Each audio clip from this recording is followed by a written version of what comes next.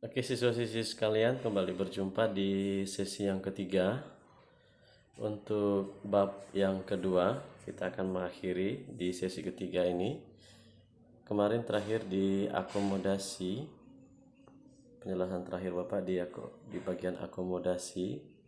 Yang ini sudah, lalu kemarin ada tugas tentang 5 unsur pokok dalam komunikasi, yakni komunikator, komunikan, pesan, media, dan efek. Sudah kalian kerjakan. Nah, sekarang kita masuk pada materi tentang akomodasi. Sudah Bapak singgung kemarin, akomodasi adalah usaha atau upaya untuk menyelesaikan konflik. Dia bisa berarti sebagai proses dan atau bisa berarti sebagai suatu keadaan. Kalau dimengerti sebagai suatu keadaan, maka itu mengacu pada keseimbangan interaksi antar individu dan kelompok, dan atau kelompok dengan kelompok, keseimbangan, keselarasan dan integrasi di dalam kelompok di dalam melakukan interaksi. Nah, sekarang kita melihat bagaimana akomodasi dimengerti sebagai sebuah proses atau usaha atau upaya untuk menyelesaikan konflik. Nah, apabila dimengerti sebagai sebuah proses, kita bisa melihatnya dalam beberapa hal. Yang pertama, usaha atau upaya untuk menyelesaikan konflik ada yang disebut dengan koersi. Apabila dilakukan dengan koersi, maka penyelesaian konflik itu dilakukan dengan cara paksa. Ini yang pertama. Ya, yang pertama, apabila dilakukan dengan cara koersi, maka itu dilakukan dengan cara paksaan atau dengan cara kekerasan, baik secara fisik dan atau psikologis. Secara fisik pasti benturan-benturan kontak fisik. Apabila secara psikologis mungkin dengan tekanan-tekanan dan atau intimidasi dari pihak-pihak terkait terhadap lawan, atau interaksi yang terjadi antar individu, individu dengan kelompok, dan atau kelompok dengan kelompok. Yang kedua, apabila dilakukan dengan arbitrase, maka pertentangan atau konflik itu diselesaikan oleh pihak ketiga, di mana itu dipilih oleh kedua belah pihak. Sementara mediasi itu hampir sama menyerupai arbitrase dalam proses mediasi, tetapi kedudukan pihak ketiga hanya sebagai penasihat.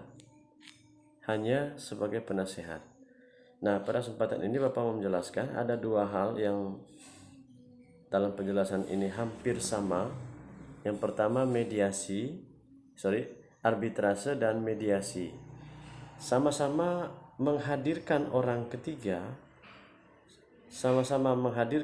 ketiga, hanya perbedaannya kalau arbitrase ini dipilih oleh pihak yang sedang berkonflik, tetapi pihak orang ketiga yang dipilih adalah orang yang memiliki wewenang. Sementara kalau mediasi, pihak yang berwenang itu bisa pertama atasan dalam satu organisasi, atau pihak kepolisian, itu kan pihak yang berwenang. Atau apabila diurus secara adat, maka yang akan menyelesaikan pihak yang berwenang adalah pemangku adat terkait. Apabila diselesaikan dengan cara mediasi juga menghadirkan orang ketiga, penasehat. Orang yang dihadirkan adalah sebagai penasehat, tetapi tidak memutuskan suatu kesimpulan. Dalam arti benar atau salah untuk mediasi tidak bisa. Tapi arbitrase, karena pihak ketiga yang dihadirkan adalah pihak yang berwenang, maka dia bisa menentukan benar atau salah. Nah, berikut stalemate. Stalemate terjadi ketika pihak-pihak yang bertikai atau yang sedang berkonflik memiliki kekuatan yang seimbang. apabila kedua belah pihak yang bertikai antara A dan B memiliki kekuatan seimbang, maka usaha yang dilakukan adalah stalemate. Ya, stalemate. Lalu berikut adjudikasi. Adjudikasi ini usaha atau upaya untuk menyelesaikan konflik dengan atau melalui pengadilan. Itu adjudikasi. Dan berikut adalah segregasi, yaitu bentuk akomodasi ketika masing-masing pihak memisahkan diri. Ya, memisahkan diri. Ya, kedua belah pihak menganggap persoalan tersebut, lalu memisahkan diri dari persoalan tersebut untuk tidak mengajukan pada pertikaian-pertikaian yang lebih lanjut. Nah, demikian untuk akomodasi ada koersi, arbitrase, mediasi, stalemate, adjudikasi, dan segregasi. Nah, saudara sekalian, berikut kita melihat ada asimilasi, ada akulturasi. Nah, dalam kedua hal ini, siswa sekalian bisa melihat ada rumus-rumus yang ditampilkan, ada persegi ditambah segitiga, hasilnya malah lingkaran. Lalu kalau akulturasi, persegi ditambah segitiga, hasilnya justru persegi dan segitiga. Oke, secara sederhana bisa kita mengerti begini. Asimilasi campuran atau dua budaya atau lebih yang dan menciptakan budaya baru, ya, dua budaya atau lebih yang hidup berdampingan dan menciptakan budaya baru, itu akulturasi. Sementara kalau itu asimilasi. Sementara kalau akulturasi dengan pola gambar persegi ditambah segitiga sama dengan persegi dan segitiga. Itu artinya dua budaya atau lebih yang hidup berdampingan, tetapi keduanya tetap mempertahankan budayanya masing-masing. Ya, tetap mempertahankan budayanya masing-masing. Maka dalam pola yang tertera di gambar, siswa-siswi sekalian bisa melihat kalau budaya yang baru maka dia gambarnya persegi ditambah segitiga menghasilkan lingkaran. Artinya hasilnya hal-hal yang baru. Sementara kalau akulturasi, dua budaya atau lebih yang hidup berdampingan tetapi sama-sama tetap menjaga budayanya masing-masing. Jadi kurang lebih demikian pengertian asimilasi dan akulturasi di gambar yang ada di bagian kananmu itu. Ya.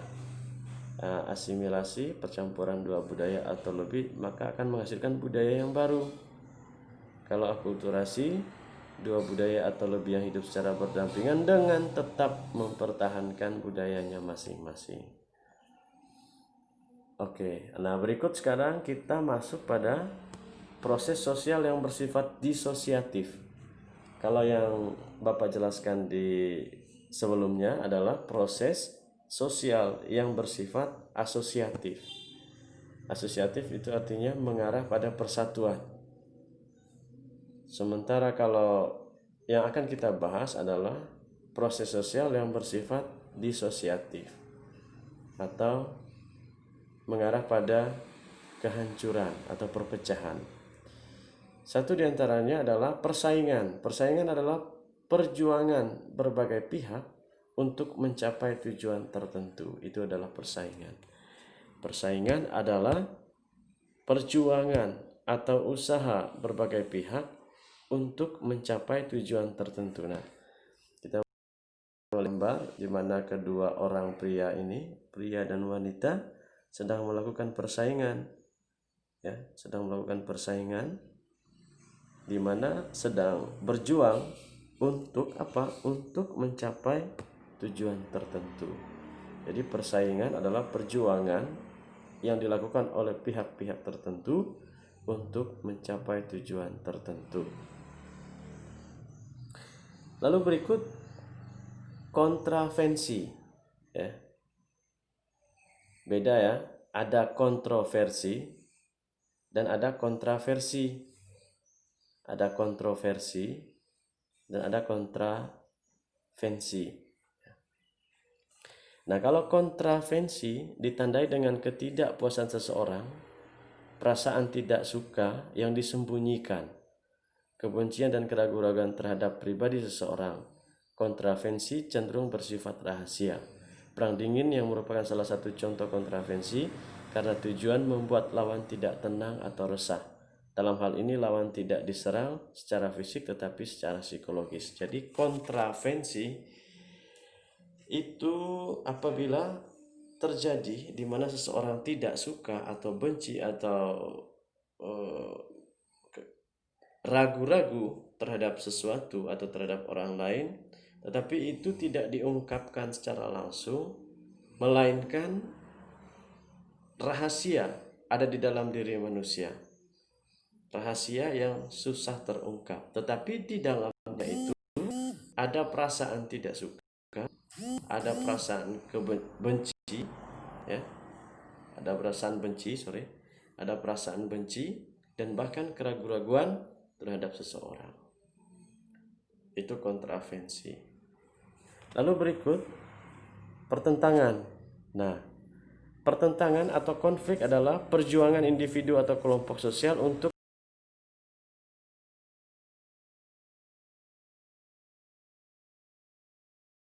perasaan. Pertentangan tidak terlalu bersifat negatif. Pertentangan juga dapat menjadi alat untuk menyelesaikan norma-norma yang telah ada dengan kondisi baru yang sesuai dengan perkembangan masyarakat. Pertentangan dapat pula menghasilkan kerjasama karena masing-masing pihak dapat saling berintrospeksi dan memperbaiki diri. Pertentangan jelas ya?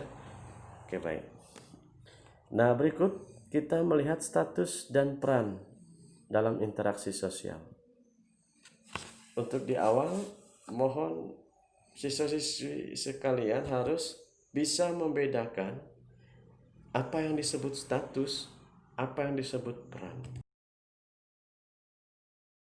Misalnya diketahui Ibu Baising adalah ibu kepala sekolah di SMA Karya Budi. Kalau saya meminta siswa-siswi sekalian untuk membedakan mana statusnya dan mana perannya, bagaimana? Ibu Baising selaku kepala sekolah SMA Karya Budi, apa statusnya dan apa perannya? Oke ya. Nah sekarang Bapak mau menunjukkan perbedaan di antaranya, ada status dan peran. Apabila kita menentukan Ibu Baising sebagai kepala sekolah di SMA Karya Budi, maka kita bisa menunjukkan status dan perannya. Statusnya apa? Yakni Ibu Baising sebagai kepala sekolah. Lalu perannya apa? Perannya adalah ketika Ibu Baising menentukan suatu kebijakan atau kebijakan yang dilaksanakan baik oleh para guru maupun siswa-siswi sekalian, maka itu disebut suatu peran.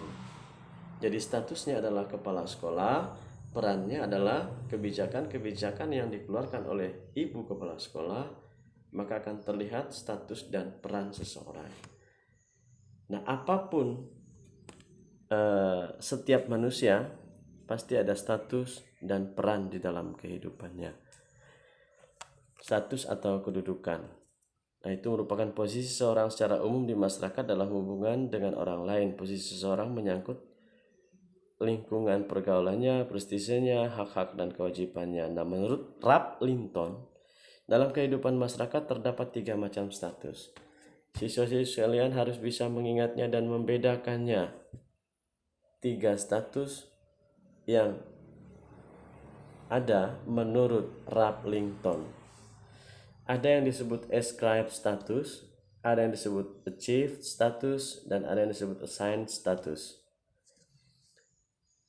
Sebelum membedakan di masing-masing status yang ditentukan oleh Raplington ini, pertama ada status yang diperoleh oleh seseorang itu yang dibawa sejak lahir. Jadi status yang diperoleh seseorang dan dibawa sejak lahir itu disebut ascribed status. Misalnya seseorang akan disanjung karena dibawa sejak lahir, beliau itu lahir, anak itu lahir karena seorang anak raja misalnya. Maka status atau kedudukan yang diperolehnya secara otomatis diterimanya karena dibawa sejak lahir. Yang kedua, achieved status merupakan status yang diperoleh seseorang melalui usaha-usaha yang sengaja dilakukan. Jadi achieved status adalah seseorang yang diterima oleh seseorang ya berkat usahanya, berkat perjuangannya. Itu achieved status. Lalu ada lagi yang disebut dengan assigned status. Itu adalah status yang diterima oleh seseorang karena suatu penghargaan. Nah, siswa-siswi sekalian bisa melihat kalau ada tulisannya prof lalu dalam kurung HC, itu status yang diperoleh itu bukan karena usaha-usaha sengaja dilakukan, dalam arti bukan karena pendidikannya, tetapi itu karena penghargaan, bisa diarahkan pada assigned status ya. Misalnya di dalam media massa kalian mendapatkan iklan, oleh karena itu gunakanlah produk-produk Indonesia. Nah, itu kan namanya itu tertera prof, lalu dalam artinya honoris causa. Profesoratnya itu diterima karena penghargaan. Lalu Dr. Karni Elias, Presiden Indonesia Lawyers Club, itu juga diperoleh karena penghargaan. Dia mendapat gelar doktoralnya itu karena penghargaan, bukan hasil studinya ya. Ingat, jadi ada 3 status yang dimiliki oleh manusia. Yang pertama karena dibawa sejak lahir, yang kedua karena usahanya, dan yang ketiga karena penghargaan. Oke, baik, demikian untuk status dan peran menurut Raplington. Berikut kita lihat peran. Peran merupakan aspek dinamis dari kedudukan atau status. Peran adalah perilaku yang diharapkan oleh pihak lain terhadap seseorang dalam melaksanakan hak dan kewajiban sesuai dengan status yang dimilikinya. Status dan peran tidak dapat dipisahkan karena tidak ada peran tanpa status dan juga sebaliknya. Tidak ada status tanpa peran. Sama seperti status, peran dapat dimiliki manusia sejak lahir atau diperoleh dari lingkungan sosial. Peran-peran tersebut harus dilaksanakan sekaligus. Disinilah akan terjadi konflik peran. Ya, konflik peran. Misalnya, seorang ibu yang single parent. Orang tua yang single parents, entah itu ayah dan atau ibu, maka di situ akan terjadi status dan peran. Ya, status dan peran. Misalnya seorang single parent yang laki-laki, maka status dan perannya juga akan ganda, dan di situ akan terjadi konflik peran. Ya. Nah, contoh konflik peran. Seorang ibu rumah tangga, ada peran, status, dan lain-lain. Baik, berikut. Siswa sekalian, jadi berakhir pada status dan peran untuk materi bab 3. Jadi kurang lebih demikian penjelasannya. Minggu depan akan Bapak berikan tugas tentang materi bab 2 ini. Jadi materi bab 2 ini kita akhiri dengan 3 video ya. Setelah itu minggu depan akan Bapak berikan tugas untuk bab 2. Apa kira demikian? Terima kasih. Selamat belajar. Jauhi kerumunan-kerumunan bila tidak diperlukan. Ya. Jaga kesehatan, ikut protokol kesehatan. Selamat belajar. Semoga video-video pembelajaran ini bermanfaat untuk membantu kamu belajar di rumah.